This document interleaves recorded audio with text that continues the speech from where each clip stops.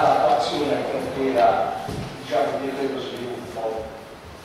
Voglio ricordare a questo Consiglio Comunale, in particolare agli istanti dell'interrogazione, che diciamo, la fase di confronto a livello regionale era un accordo che la minoranza come a capo del Presidente del Consiglio avrebbe voluto portare avanti in seno all'amministrazione regionale.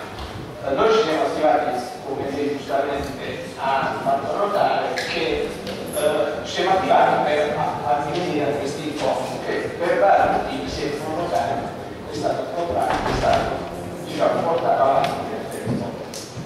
Nella delibera che ho approvato nel Consiglio Comunale, voglio ricordare che in questa opzione, cioè questo codato, questa cosa, provvedimento non c'è traccia.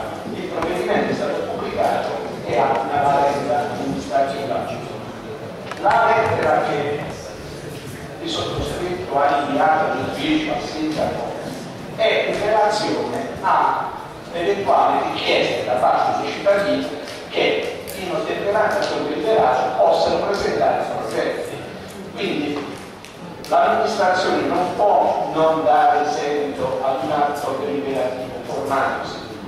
Questa situazione che si sta portando avanti fortunatamente non ci vede ancora, diciamo, per conti nelle fattispecie che abbiamo incontrato, va assolutamente portata a termine, specialmente come l'interrogante ci chiede.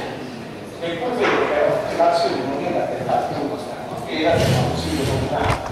Io sono ben disposto a rivedere e riportare all'attenzione dell'assessore Gallanelli questa questione e anche per rivederlo alla luce dell'ultimo sul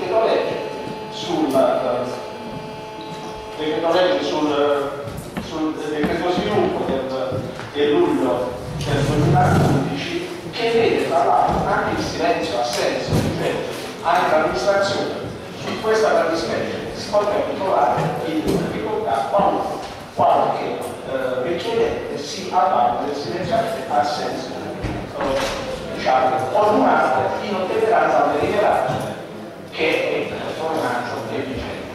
Pertanto l'ufficio, l'assessore in questo caso, è pronto a riprendere il contatto con la Parlamento e con i rappresentanti di maggioranza e minoranza rivedere questa questione perché sia possibile, anche visto che l'ultima gara di Bergaglione in cui siamo stati impegnati in estate è trascorsa, a settembre possono assolutamente prendere l'impegno di richiamare l'assessore regionale e riconoscere la questione e andare a incontrare una delegazione che credo il Presidente debba formare in maniera, diciamo, concreta e rappresentativa del Consiglio.